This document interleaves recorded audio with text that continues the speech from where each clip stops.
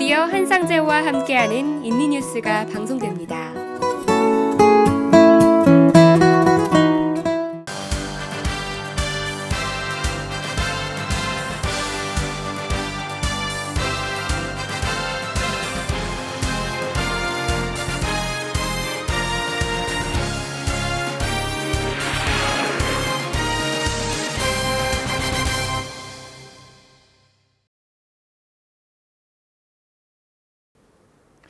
네, 여러분 안녕하십니까? 자카르타 한상재입니다.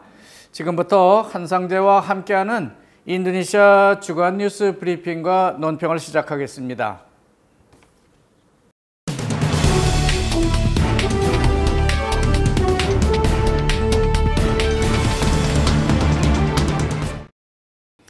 지난 주말 17일 토요일은 하리라야 네피, 즉 힌두교 달력으로 신년 새해가 되는 법정 공휴일이었습니다.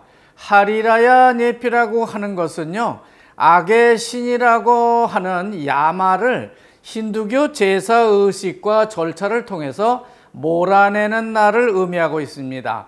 따라서 이때 발리를 가보면요, 네피 3, 4일 전부터 아주 다양한 형태의 제사와 제물 등을 바치는 행사가 계속 이어지는 걸 볼 수 있습니다. 제일 먼저 멜라스티라는 의식을 행하게 되는데요. 다시 말해서 자기 동네라든지 집에 모셔뒀던 신상들을 물로 깨끗이 씻어주는 그런 의식입니다. 그리고 네피 하루 전날이 다가오게 되면 따우르 깨상아라고 하는 의식을 행하게 됩니다. 내일이면 다 떠나보내야 하는 악령들을 좀 달래주는 의식이라고 볼 수 있겠습니다. 그래서 자기 집 앞이라든지 마을 입구 등에 통닭이나 오리구이, 사태 깐빙 등 아주 먹음직한 음식들을 제물로 가져다 놓고 있습니다. 이때 꽃으로 음식을 장식하기도 합니다. 마치 우리나라 선앙당에 제물을 가져다 놓는 것과 같은 의식이라고 생각됩니다. 또 네피 하루 전날에는 오고오고라고 하는 제사 행렬도 볼 수 있습니다. 대나무를 크게 쪼개서 큰 사람 모형을 만들어 놓고 그 겉을 종이로 발라서 악령의 흉악한 모습을 그려대고 있습니다. 그리고 여러 사람이 그것을 어깨에 메고 횃불을 밝히면서 동네방네 큰 소리로 휘젓고 다닙니다. 숨어있던 악령들이 깜짝 놀라서 도망치게 하려는 것이라고 볼 수 있겠습니다. 한바탕 이런 소란이 끝나게 되면은 악령 인형은 큰 동네 어귀에다 놓고 태워버리고 맙니다. 이것을 네피 전야제라고 우리는 부르고 있습니다. 그러면 하리라야 네피의 아침이 곧 밝아옵니다. 모든 악령들에게 제사도 다 지냈고요, 제물도 잘 차려놨으니까 이제는 악령들이 배불리 먹고 다 물러가기를 바라는 믿음에서 아무것도 하지 않고 하루를 조용히 침묵하면서 지켜보게 되는 것입니다. 발리 힌두교도들은 도망가는 악령들을 조금이라도 자극하지 않으려고 모든 일상을 중단하고 조용히 침묵하면서 불도 끄고 밥도 하지 않으면서 지내고 있습니다.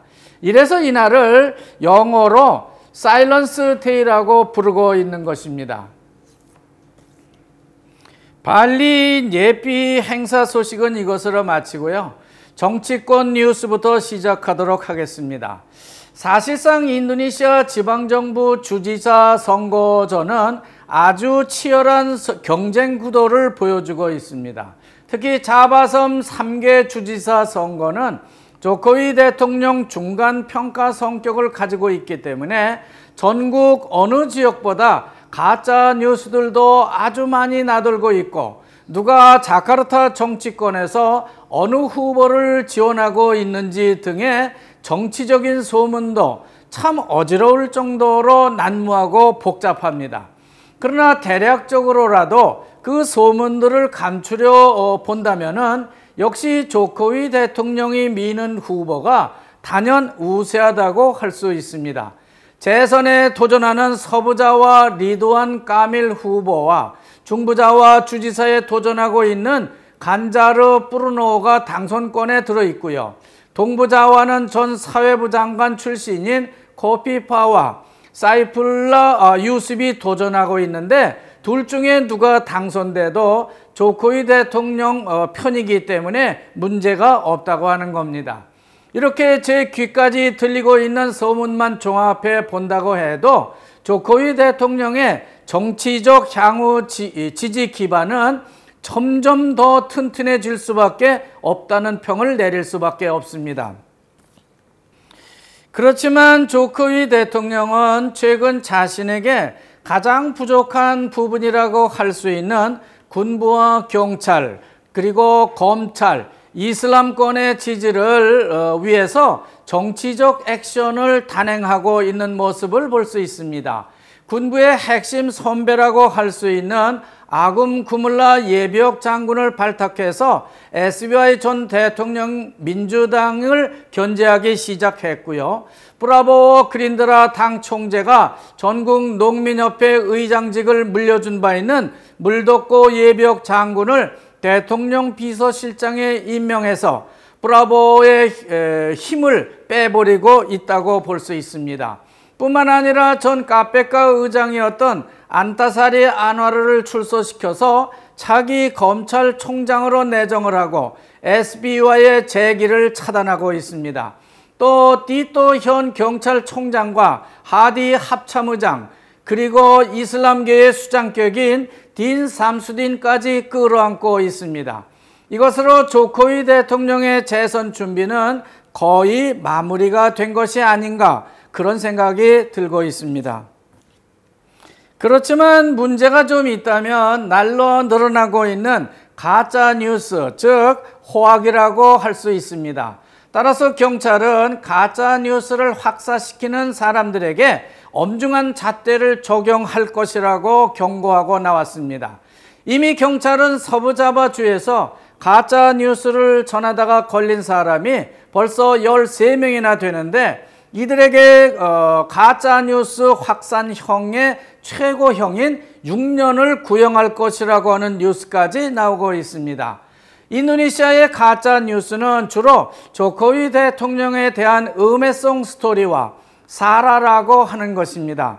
여기서 사라라고 하는 것은요, 자바냐 바딱 사람이냐 하는 숙구가 문제가 되고요, 종교가 뭐냐고 하는 아가마, 그리고 중국계냐 인도계냐 하는 인종 문제, 그 외에도 이해 집단 간의 관계성을 들먹여서 이득을 취하려는 안따라 골롱한, 즉 계층 간의 문제를 의미하고 있습니다.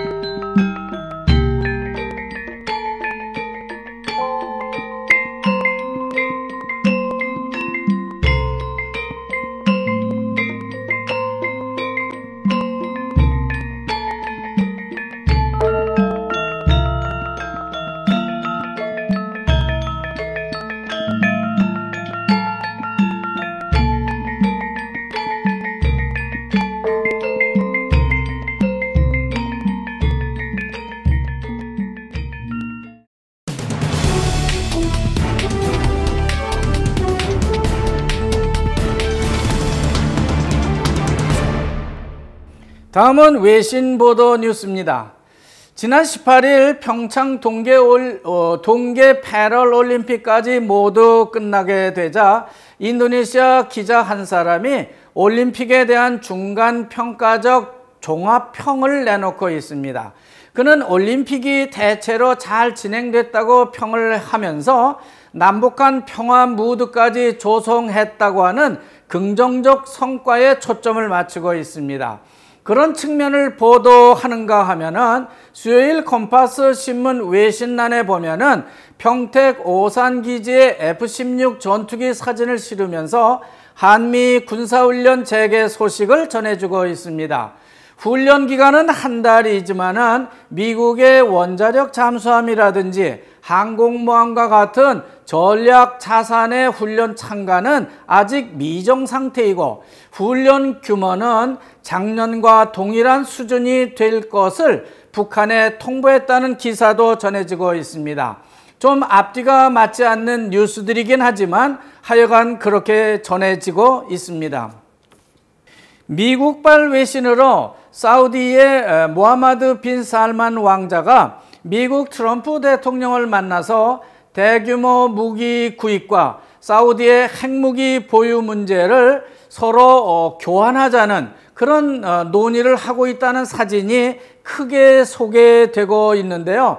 그 하단 왼쪽에 보면은 김창범 신임 한국 대사가 콤파스 신문 편집자들을 만나서 한국 국민들과 인도네시아 국민 간 관계 증진 계획을 설명했다는 사진이 실리고 있습니다. 한편 오는 4월 1일부터 시작될 예정인 한미 군사훈련에 반대하는 시위대 사진이 초라하게 보도되고도 있습니다. 입을 꾹 다물고 안경을 쓰고 모자를 눌러 쓴 중년 한 사람이 서울 미국 대사관 앞에서 스톱 워 엑서사이즈 그리고 성조기와 미국 국기에 빨간색으로 X표를 한 피켓을 들고 한미 연합훈련을 반대한다는 시위 기사가 실리고 있는 겁니다. 이어서 경제, 사회 주요 뉴스입니다. 지난주에도 이미 전해드린 바 있습니다만 아예 금주에는요 인도네시아 ATM 데이터 노출 사고 주의보가 전해지고 있습니다.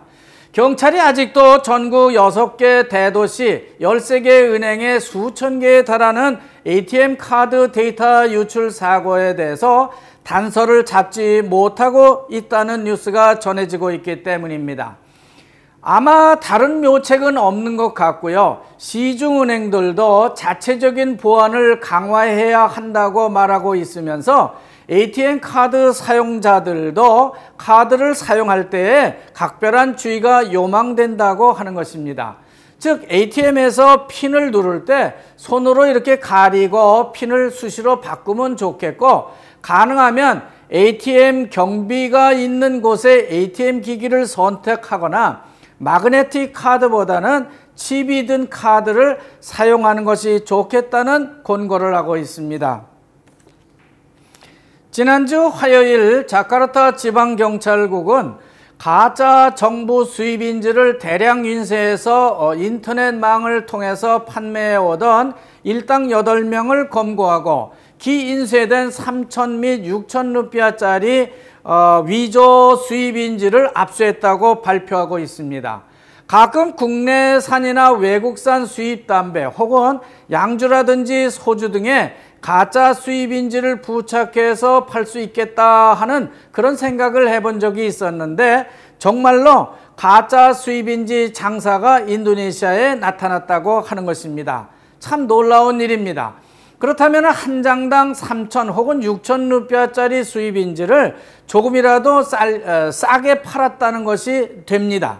하여간 정부 문서라든지 공증서류 등에 사용하는 수입인지 정말 가짜를 사서 써서는 안 되겠습니다.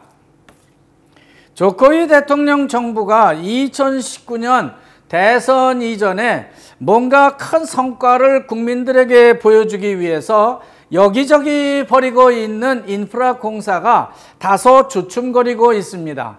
그것은 안전사고가 연달아 발생하고 있기 때문입니다.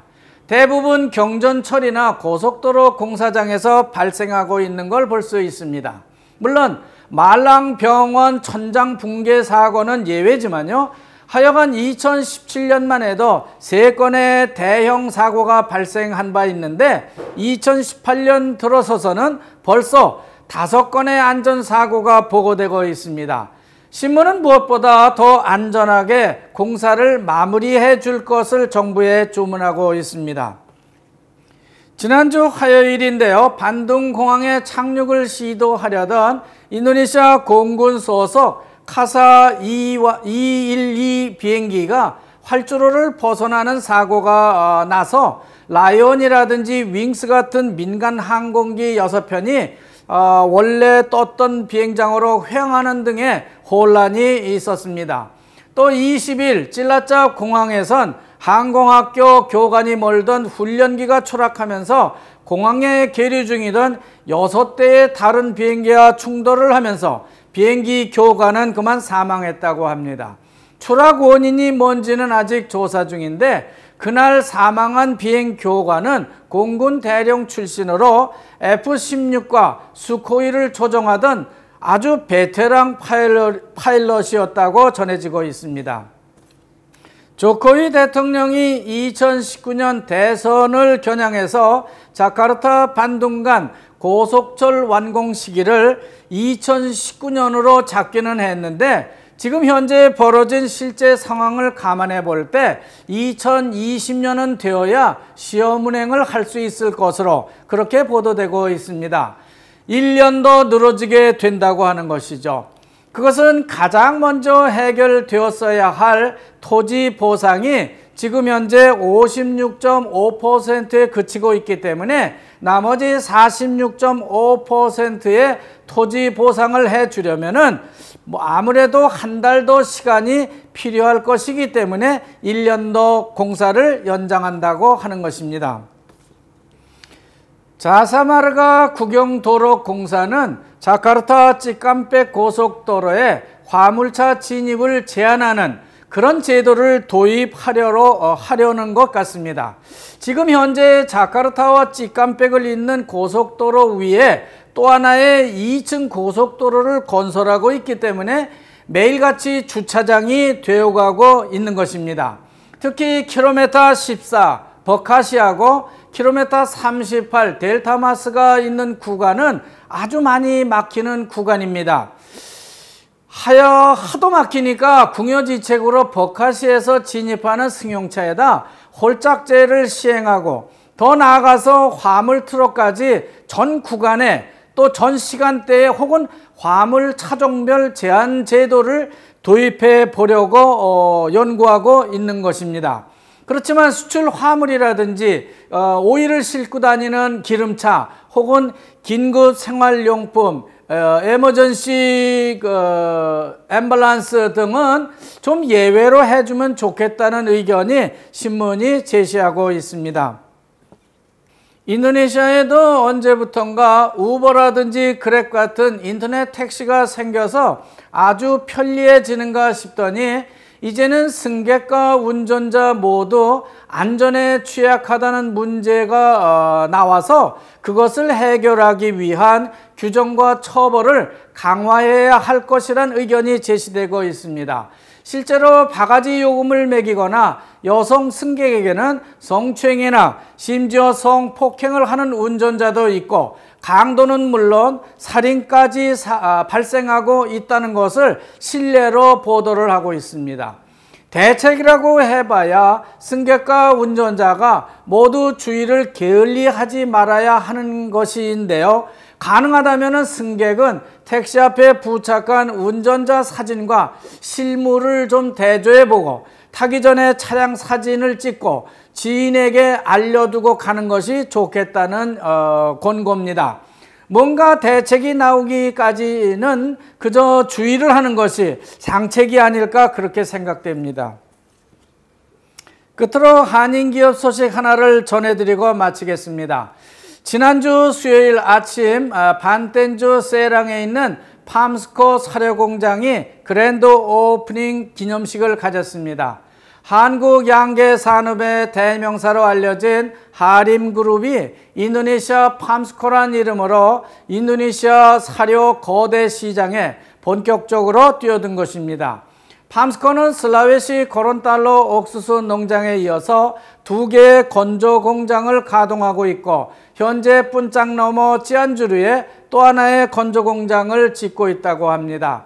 국민소득이 날로 늘어나는 인도네시아 가정에 탄수화물 식단을 제끼고 닭고기 단백질로 바꿔보려는 하림그룹의 인도네시아 진출에 대해서 큰 박수를 보내고 싶습니다. 이것으로 3월 마지막 주 인도네시아 주간 뉴스 브리핑과 논평을 모두 마치겠습니다. 시청자 여러분 감사하고요. 다음 주 이 시간까지 안녕히 계십시오.